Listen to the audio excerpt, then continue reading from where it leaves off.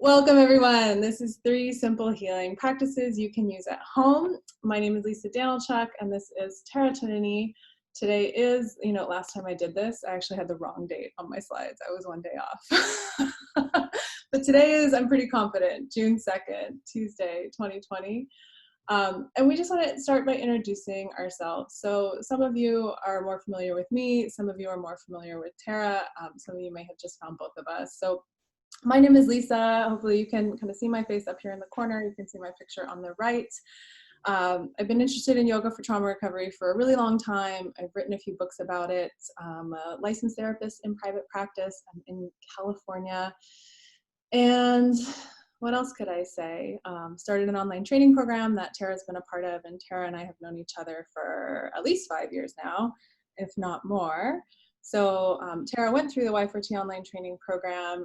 She's also done just a ton of training in yoga and in trauma. She's also a Reiki master and a birth doula and so much more. And she's got a fabulous jacket in this picture. Every time I look at it, I'm like, Tara's got it down.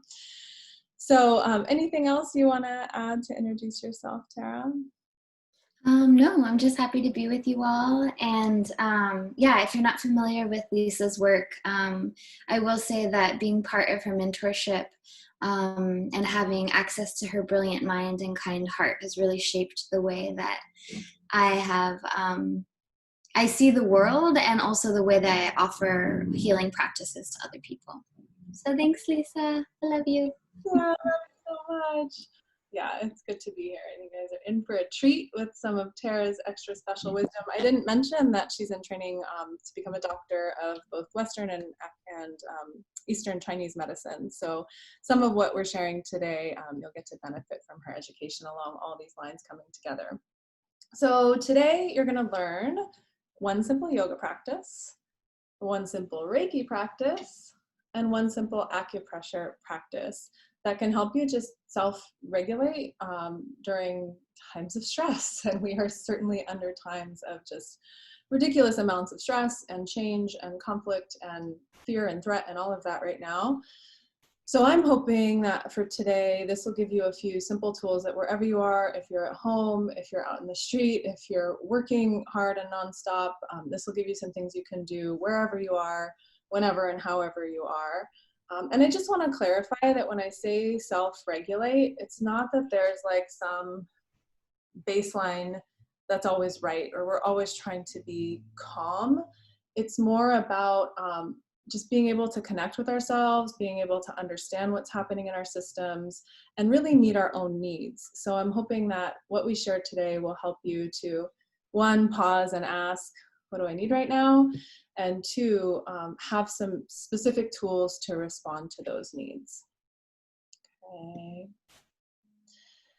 So I'd like to encourage everyone to start with that check-in. And just wherever you are in the world, and I know maybe we're not moving around as much as we're used to, but whether you're at home or work or somewhere in between, just to take a moment to kind of settle in and ask yourself, what do I need right now? Is it, rest? Is it energy? Is it a friend? Is it food? Is it water? Is it air, right? Is it support? The best answers always come from ourselves, right? So I'm just offering lots of suggestions, but this is important as we go through, yoga, Reiki, mindfulness practices in general, that we're really being responsive to our own needs. And this has, attachment roots in it too. So asking yourself what you need right now, you might have a vision or a word come to mind, but another layer is to say, well, what is my body asking for right now? Because sometimes we've been trained to think we need something and our body's telling us a different message. So these are 2 guiding questions when it comes to healing practices you can do at home, and when it comes to just being aware of and responding to our own needs. These are 2 guiding questions that I use a ton in my work, and I'd imagine, Tara, you use as well. So it's really about caring for yourself. Obviously, ideally, we're also caring for each other in community. Obviously, that's also challenged during a pandemic. So the community aspect of this, I would encourage you to, care for yourself and share what's helping you and talk about it when it feels right, or ask other people questions about what's helping them, especially if they're having similar needs to you. So one of the ways I'll offer as we go through this, and I don't expect our session today to be super triggering, but these things happen all the time, right? If your trigger is a yellow water bottle, like, warning, here it comes, right? So like, there's a lot of triggers that are up in the air right now. And I like to just offer in any teaching, here are some things you can do. You can connect to your immediate environment if it's safe, if it's neutral. I often, when I'm giving a webinar, will be like, I have a plant right behind you that I'll look at when I need a little breath, when I need, oxygen or a reminder of some kind of support here in the atmosphere. I also often have water, and we'll take a sip of that. So connecting to like your basic needs in your environment can be a really good thing if you are starting to feel the swirl of your nervous system escalating or the collapse of kind of yourself going away. So find something in your environment, neutral or positive, that feels good to you. Again, it could be a glass of water, it could be a plant, it could be something on your altar or something in your field of view. And then grounding is another classic resource we offer, just to, particularly with anxiety or hyperarousal or that spinning up kind of feeling, to bring things back down. So we can ground, and especially many of you on this call are yogis, we can ground through so many areas of our body. Feet is classic, but I've definitely worked with people where that's not safe for them. So lots of options. Feet, back of your body against a chair, sit bones. You can even kind of ground through the crown of your head. Obviously, yogis in headstand, but there's many ways to connect with the earth or connect with your own body. So like pressing your hands together, pressing your hands down, pressing your feet down. Most of you have had some experience with this, I'm assuming. So pick one of those, pick the one that resonates most with you and has been most helpful for you. And if this happens to be new to you and you're like, what do you mean grounding? It's really just connecting with the earth and reminding yourself that the earth is holding you, and sort of bringing that downward energy. I don't know about you, Tara, but being in this work for a long time, often it's like grounding, grounding, grounding. And sometimes I'm like, oh, right, and lifting and lifting and sitting up and all of that and connecting with what's above us. But those are just some basic resources that you can come back to. Connecting to your environment, grounding, and these questions, these guiding questions. All right. So let's talk about simple yoga. Yoga, many of you know, actually just means union. And it's come to be this practice where we're connecting movement, connecting body and breath.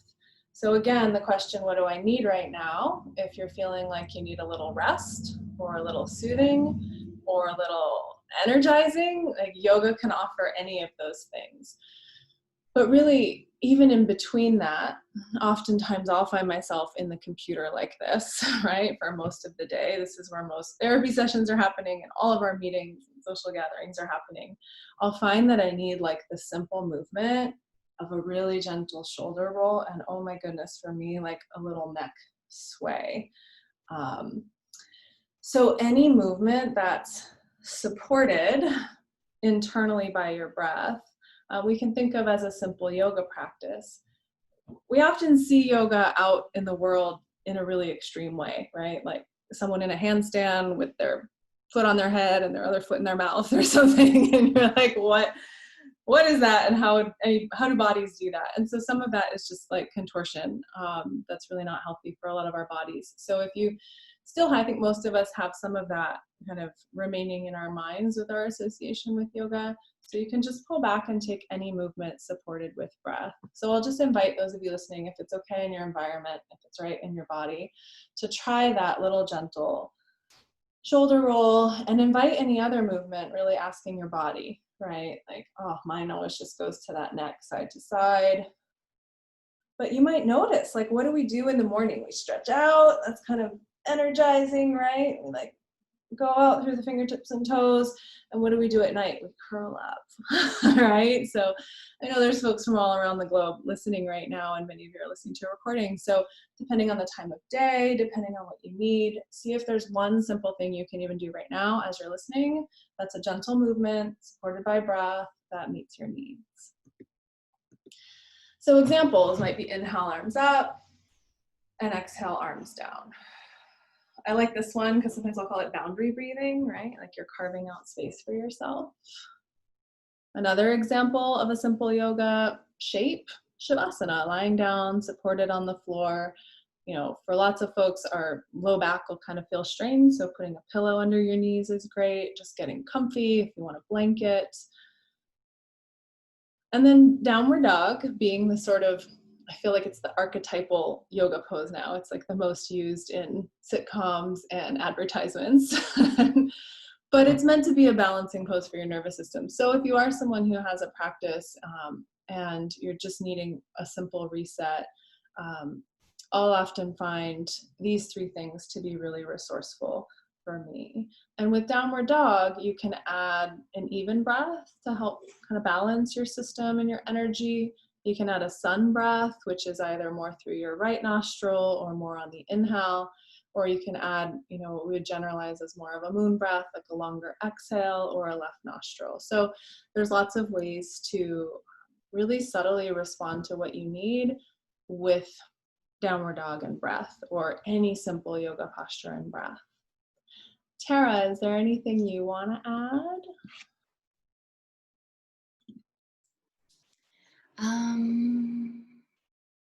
No, I really love, I've never heard you talk about the boundary breathing. What? No, not in that way. I really love that. Just like permission to take up space. Yeah, permission to take up space and to be like, this is my bubble right now. And I think we all need those little moments of respite, right? Like even if we're doing activism work or we're therapists or we're, you know, working with other people and we feel kind of enmeshed with their stuff, I find it really cleansing in that way. And then, yeah, you can spread out into the space. I feel like Tara's a master of body-inspired movement, like where you're just like, what do I want to do? I just want to, whatever, like shake it off. Or, you know, this isn't really necessarily, this is kind of a body-based practice, but I like to pretend like I'm going down the stairs. I like to laugh, right? And so anything that your body wants to do, it's really just about connecting with that and honoring that. And I think we are taught in our education systems to just, you know, shut up, pay attention, ignore our bodies. So I've always pushed back a bit against that. Like you'll see me in conferences in the back of the room, like sitting on the floor and doing weird things and celebrating it. So power to the people in the back of the room doing weird things. All right. Anything else you want to add? Well, just thinking about like in terms of the breath with movement and, you know, like when we get into the energy work, like clearing the auric field. So energy moves through time and space, and not everyone has access to like seeing energy. So you can kind of feel or imagine it as you're using this incorporation of body movement with breath. Absolutely. Yes. And tune into that. So let's move on from here and let's talk a little about Reiki. Would you like to take the lead, Tara? Sure. So Lisa wrote this and I really love it. It says Reiki is directed use of loving energy. There are lots of lineages of Reiki, and the one that I'm trained to teach in is called the Usui lineage, and it's based out of Japan, and it's passed down from teacher to student. The really cool thing about being alive right here, right now, is that Reiki gives us access to healing through time and space, which is really useful in a pandemic because we don't necessarily have to have physical hands-on touch to be able to send healing. And I've actually seen a lot of Chinese medicine practitioners honing in on this skill set with telemedicine, which I think has been really cool. My teacher talks a lot about Reiki is what makes the wind blow and the trees grow. And I love it because you don't have to believe it for it to do its thing. So the Reiki skeptic is my favorite client. And at the very, very, very base level, Reiki from a trauma-informed lens gives an opportunity for people to receive this opportunity to have healthy boundaries and clear communication around useful touch. And I say useful because that's a whole nother conversation of touch. But there's two ways that we can use Reiki in its most simple form. One is through self-healing. So we can either use our hands on or hovering above ourselves, and we can offer hands on touch or off, which we call long distance healing on other people, places, and things. So these energy traditions happen through every single background and culture, and that's why I think that they're really the people's medicine. So a great example of this is when you have an injury or something happens to your skin or your body or something around you, it's very common practice and natural human instinct for us to place our hand there. And in Reiki, we use healing in our hands because our hands are actually an extension of our heart. And so it's just another affirmation of this divine love moving with us and through us and for us. And for me, like Reiki has really given me an opportunity to become really friendly with myself. There's definitely been times where it did not feel friendly or safe to be in my body. And so we'll talk about that a little bit in terms of like hands-on versus hands-off practice. Yeah. Anything you wanted to add there, Lisa? I know you practice Reiki as well. I do. And, I think there's different lineages, but I feel like the underlying messages of just being able to transmit love or care or life energy through intention and through energy, right? Through intentional direction of energy is what it comes down to for me. And when I got introduced to Reiki, I had no idea what it was. And it was my teacher in Italy who was just like, "You're coming to the training this weekend." And I was like, "Oh, okay." And I was a little like, "This is what?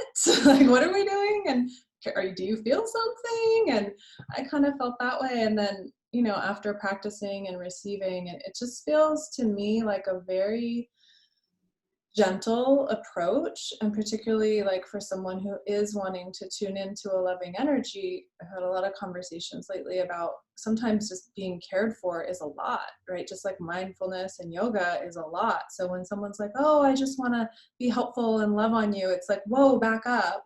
Like, I'm not used to that. That brings up a lot for me or whatever reason. And so I feel like Reiki is a great place to really collectively in relationship define boundaries, right? Like, how far do you want me away? Are we on telemedicine? Are you at my house? Like, pandemic willing. And this is comfortable. I feel like it's just a great place for conversations about space, boundaries, right? And there's such a wonderful invitation there to bring that up and sort of negotiate it, and to have people check in, because I think a lot of times people aren't aware that care feels like too much, or they're not aware that, well, you're too close, they're just tense, right? And so you can start to kind of almost like biofeedback, right? Like, how far away do you go and how much does my body relax? And this is something like sensory motor psychotherapy talks a little bit about this too. Like, sometimes getting closer feels good, there's a point where it feels like too much. So I just feel like negotiating that space and connection is a wonderful avenue, in addition to just the other healing benefits of Reiki. Yeah, I totally agree. And I think when we practice it in the way that it's been passed down historically, that there's a lot of integrity and conversation about consent, which is necessary on our healing journeys. Yeah. So would it be cool if we practice? Good. Cool. So if you're in a place and space where you feel like you're interested in joining, I'm going to invite you to just take a moment to notice where your body's making contact. So perhaps that's your feet on the sidewalk or your seat in your chair. Maybe your back against your yoga mat or even your comfy sofa. If you want, you can bring your palms to touch and just take a moment to rub the palms together. Maybe you notice the sound that they're making, perhaps even a little temperature shift.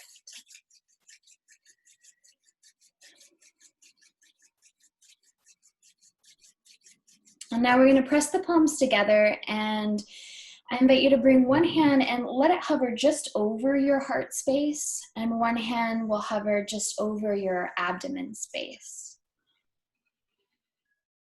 If it's possible, let your fingers relax, let your shoulders drop. Perhaps bring some awareness to your breath. In your own time, you might start to focus your eyes on something that's not moving. Or if you prefer, you can close your eyes fully. Just kind of notice what's happening in the palms of your hands. Maybe you feel nothing, and that gives us just as much information.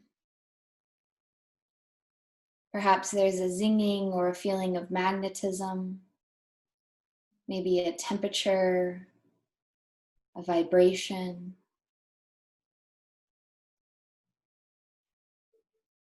An opportunity to stay just as you are, hands hovering just about an inch over your heart and over your abdomen. However, if you want to explore a little further, we'll gently let our hands rest on our actual body. The fingertips are just gently closed, the palms are relaxed.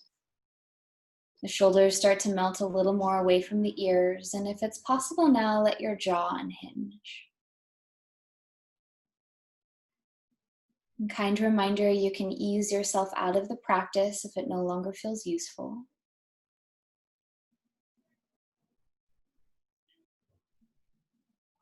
Starting to bring some awareness to the palms of your healing hands.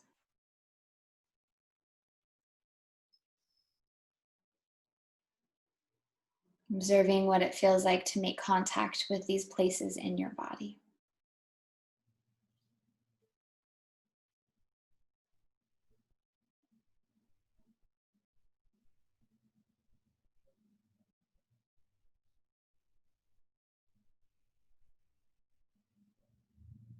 And then ever so gently, slowly, slowly, slowly ease your hands off your physical body if they're touching. And notice what you feel the space between your hands as they start to hover once more. It's very natural for the ego and the mind to question it, but if it's possible, reconnect to your breath. Get curious about what you feel.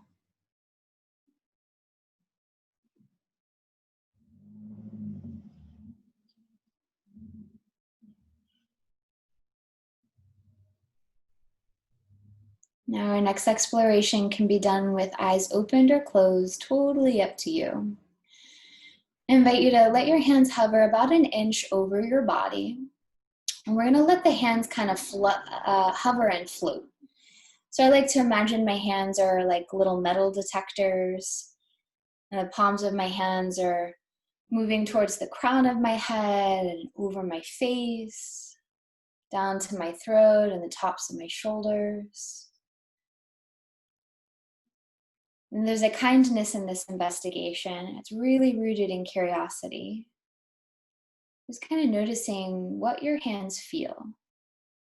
Perhaps they're being called to a specific area or body part.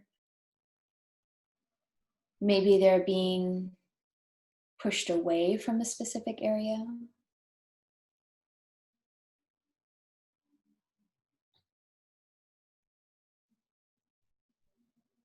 When you're ready, Let your hands rest wherever they feel useful.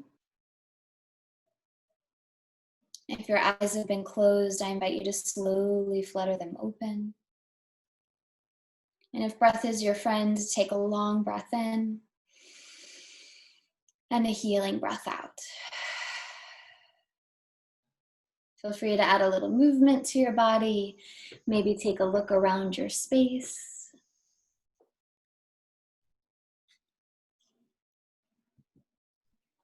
How you feeling, Lisa? Oh my goodness, that was amazing. Thank you, Tara.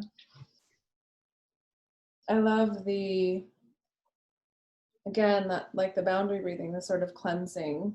I felt, I'm sure everybody feels something different, but the cleansing that I felt as I was moving my hands around. And I always find it interesting how hands gravitate different places. And, you know, if it's on myself or even on someone I'm working with, often they can start to develop a story around it. But I love just coming back to the curiosity. Maybe, right? So even as your mind is kind of questioning or making a story, it's like that little openness and then just allowing and trusting, right? The intuitive response of your body. Yeah, absolutely. And I know with a lot of folks that I offer healing to and teach, and just drawing it back to that boundary practice of like, you know, creating a stronger energetic field as like your shield or your cloak of protection, to strengthen and stabilize your own nervous system so that you do feel more connected to yourself and you can move through your day with a little bit more ease. Absolutely. Yeah. And this is, you know, something you can practice anywhere, right? Which is beautiful. So for the sake of time, I think we should move on to our acupressure point. We are going to go a little bit over, but we have it recorded. So those of you on live, if you're concerned or you have another appointment, just know you'll get the recording within the next day. So let's talk about acupressure. Yeah, so acupressure is just basically acupuncture without needles. So acupuncture comes from traditional Chinese medicine and kind of spread historically all over the world now. And it uses very tiny, tiny needles to access energy channels that move throughout the body. Acupressure is another form of people's medicine, which is really cool because you don't need a license or anything to practice it. You can access it, and you might even notice that you're familiar with this and you do it for your own self-care. Yeah. So Qi is, it's hard to describe in especially American English, but we can think of it as energy. And meridians are these energy channels that move through the body, similar to nadis if you're a student of yoga.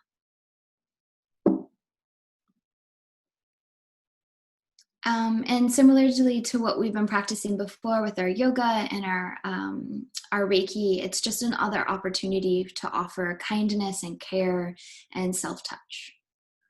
Yeah, and you know, we kind of, I'm going to go back for a second. We talked about or went through the Reiki Reflex, which is just, you know, when something hurts, what do we do? Like, oh, I hurt my arm. We often just put our hand straight to it, right? And similarly, like they say in Thailand, same but different. I feel like there's this call often to like, or if you've ever studied massage therapy or worked on bodies, often you just feel called to these points, right? Like they feel a little sore, but it feels really good when you touch them. And so again, even without training, like if you're just sort of feeling your own body through your yoga practice or anything else, like when you find those little points, you can give them a little love, and it's just another option of how we can cultivate health and healing within ourselves without having to wait for someone else or an appointment or anything like that. So that's what the Reiki Reflex means too, just putting your hand on the place that is hurting. So let's talk about a good point for right now. So I chose this point for right here, right now, because it's easy to access and you can do it without anyone giving you, you know, strange looks. I know a lot of folks are out in public spaces, and this is kind of one of those go-tos that look like common practice.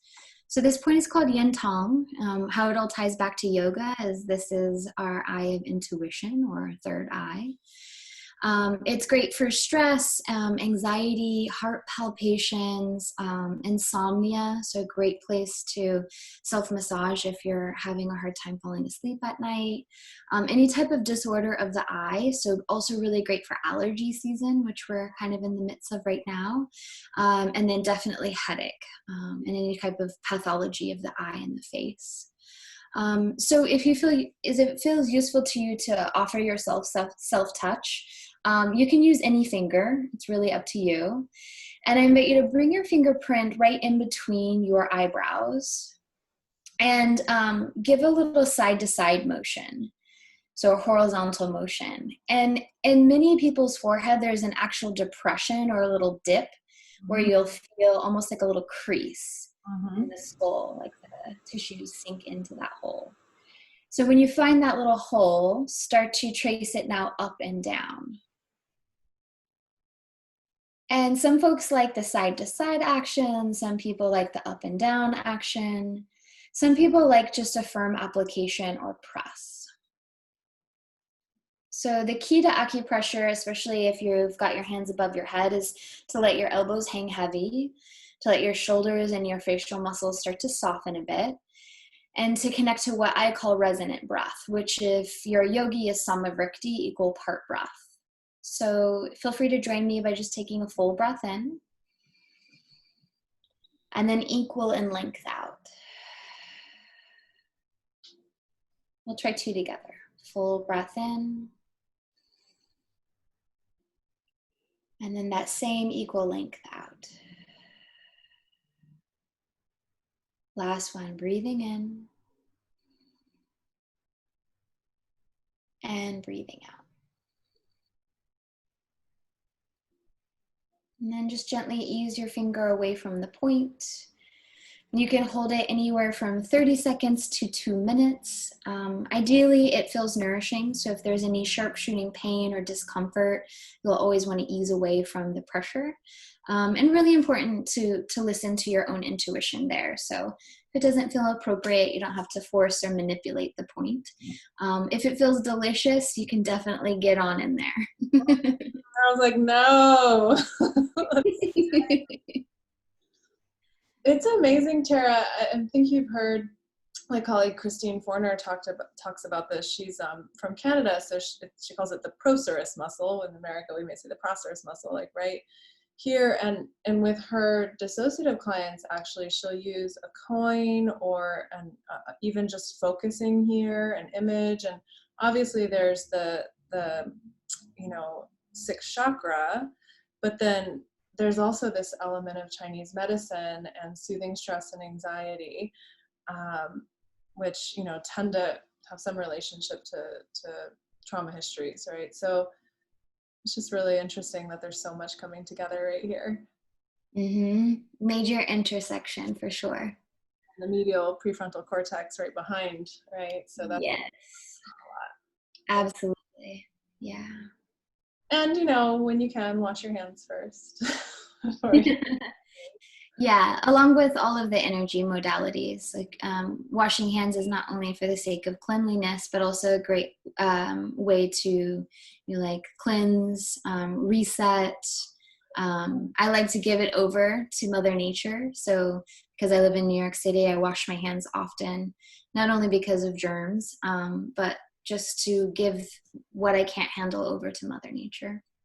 Beautiful. Yeah, I wash my hands a lot in between sessions, and I know a lot of therapists that, we might just have a quick bathroom break and, use water, shake it off, and just come back. So those of you listening who are in a healing profession, you might find the point, the hand washing, the water element helpful for you. Yeah. So that's all we have time for today. I know Tara and Tara was going there's so many points we could use, and there's so many things coming up right now, but this was the most potent one we wanted to share. Tara, I just want to thank you for being here, because I think you're amazing, and it's great that everyone gets to benefit from your wisdom and education. We will send you the recording via email. I've got a couple other webinars coming up, so if you're on my email list, you'll get an announcement about that, and if you're not, the website's howwecanheal.com. You can opt in there. So some email invites coming soon. And then Tara's got a lot of great upcoming offerings. TaraTonini.com. She's got a free Reiki healing circle Mondays at 7 p.m. You've been doing this for a while, yeah?